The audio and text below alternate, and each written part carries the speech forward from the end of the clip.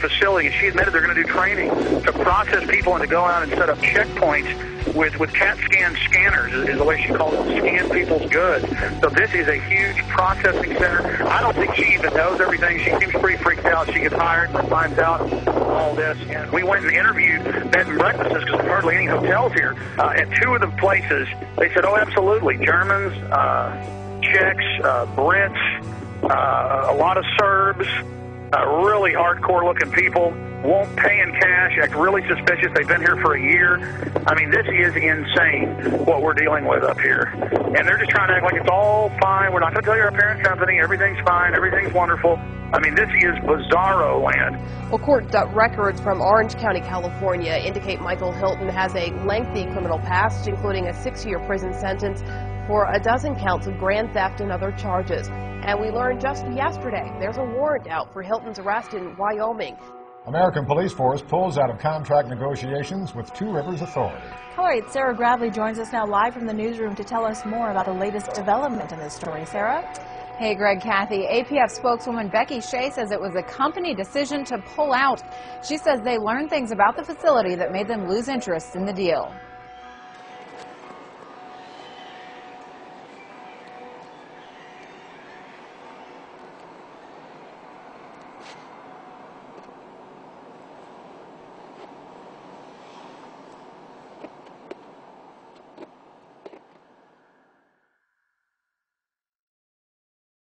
We interrupt our regular program schedule for a special report. Here is Wall Street Journal. KBR awarded Homeland Security contract worth up to $385 million to build 3 1 million person FEMA camps in the United States. It says the ICE detention and removal operations program can be used for illegal aliens and for U.S. citizens and for other emergencies. Here's the New York Times. Halliburton subsidiary gets contract to add temporary immigration detention centers. Just like under Rex 84, the documents came out in the 80s. They said the cover would be for illegal aliens, but it would be really a martial law takeover plan and to suspend the Constitution and take over the media. So there's the New York Times we have saved up on prisonplanet.com. Also, George Bush reopened all the Japanese and German prisoner of war camps in the U.S. and put water in, light in, and then just have them set up and ready. That was in the CBS News. Bush to preserve World War II internment camps. So there's that article. Pentagon paying for fake news in the U.S. White House paying for fake news in the U.S. It's now in the tens of billions every year. This is what's going on. The fake news reports they produced and put on radio and TV that were made by the government. I've had Congress people on talking about how it's illegal, the fake news. All of this is being done. Fake polls, everything. How are they preparing the public? When I saw this at the time, I saw Tommy Franks on Cigar Aficionado. I saw Tommy Franks on CNN, Fox, MSNBC go, gee, I'm real sorry about this, but one more big terror attack, we're going to have a military form of government and martial law. I'm real sad about that, but that's what the American people are going to demand. That's the only thing that will keep them safe. Now, you don't expect him to come out and say, gee, we're going to have a military dictatorship. Militaries throughout history love taking over societies 99% of the time, and America's just been in the exception. No, he's got to introduce it like, gee, shuck, I'm real upset, but it is the only thing that will keep us safe. The Constitution won't survive a WMD attack. And I said at the time, I said, he is part of the Pentagon's billions in fake news. That's illegal. The General Accounting Office has already ruled that they're paying off reporters and people to go on TV. I said, I bet my bottom dollar Franks is being paid off. Now they're rolling them out in the news. The camps will be for you when you're starving during the collapse of society, which is what the IMF and World Bank have done to countless third world countries, and their own documents say they want to do it here. They have to fully bankrupt you so they can consolidate everything with the tens of trillions of fiat currency they're holding and hoarding of taxpayer money. And then once the riots start, which they're trying to push, they have Zbigniew Brzezinski on MSNBC, we played that the other day, saying, I'm really worried about these bankers. They're going to cause riots nationwide. Millions and millions of unemployed. People really facing dire straits. And we're going to be having that for some period of time before things hopefully improve.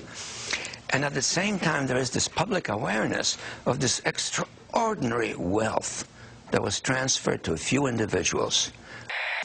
And you sort of say to yourself, what's going to happen in the society when these people are without jobs, when their families hurt, when they lose their homes, and so forth? As if he isn't one of the engineers of it. See, they know they've got revolution on their hands. They know that we did our job warning the people and exposing what was happening and putting all this information out, and people found out it was true. Here it is. This is from my film, The Road to Tyranny. I have 18 hours of this. I have them training all over the country. I have them teaching police to arrest anybody with a get us out of the UN sticker. This is what's been going on. Here it is. You're damn right, because think about the Christians, okay? Do you accept Jesus Christ, your Lord and Savior? No. What did they do? They took your head off. They beheaded you if you didn't accept Jesus Christ, your Lord and Savior. See, this is reality. Yeah, they're terrorists, but the bottom line is to them, they are not. When people are passionate about what they believe in, they become a very difficult enemy to beat. Who was the first terrorist organization in the United States? Who? Founding Fathers.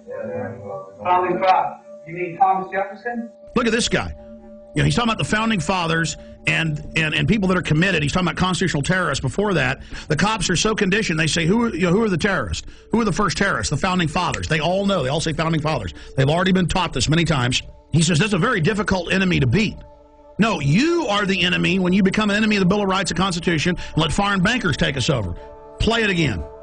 The guys who we call our founding fathers, George Washington, Mr. Honest, who cut down the cherry tree and admitted it, is the same guy who signed death orders, if you will, on members of the British government, the British Crown, who they wanted to eliminate because politically they had influence in certain pockets of the United States, at that time the 13 colonies, and they wanted to divide and conquer. They may get a whole lot of civilians, and hey, I'm going to be honest with you, okay? If they killed 10,000 civilians tomorrow with a biological agent, that's too bad for them.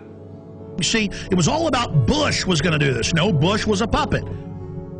Just like Nixon and Carter and Reagan and Bush and Clinton and Bush and Obama, they're just puppets, and we always obsess over them, and the media acts like they're running something. It's the executive power held by the National Security Council. In fact, 3 weeks ago, they had an article about General James Jones and the National Security Council saying they've now taken over continuity of government, even from the executive and Homeland Security, and that this private group runs it all. And then General Jones was in the CFR website writing, I take all my orders from former national security heads, Henry Kissinger and the CFR. I mean, that's why in the last week there have been 4 mainstream news articles that we posted at Infowars.com and PrisonPlanet.com with Bilderberg group members like Etienne Davignon, the chairman of Bilderberg, saying, we set up the European Union, we set up the G20, we've set up the New World Order banking system. I mean, now they're openly bragging it's world government and they run it. But it is the awareness itself that will drive the change. And one of the ways it will drive the change is through global governance and global agreements. But the many business leaders who have been present here are among those taking leadership in other ways. Yet these problems can be overcome by a joint effort in and between our countries. 2009 is also the first year of global governance, with the establishment of the G20 in the middle of the financial crisis. The climate conference in Copenhagen is another step towards the global management of our planet. This is collective action, people working together at their best. I think a new world order is emerging, and with it the foundations of a new and progressive era of international cooperation. And then if I dare talk about it, they go, oh, shut up, Jones. You crazy nut, none of that exists. And if you talk about it, you're going to cause violence. Just give in to the New World Order, roll over to it, hand your guns in.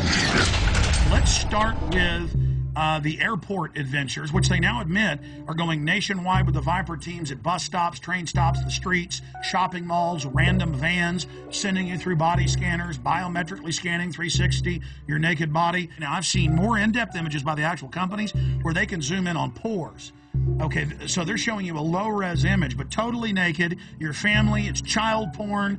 They don't care. Now, if you take a picture of your 2-year-old daughter in diapers, and this made ABC News and CNN, the children's bottoms weren't even seen, but because the children had towels around them hugging.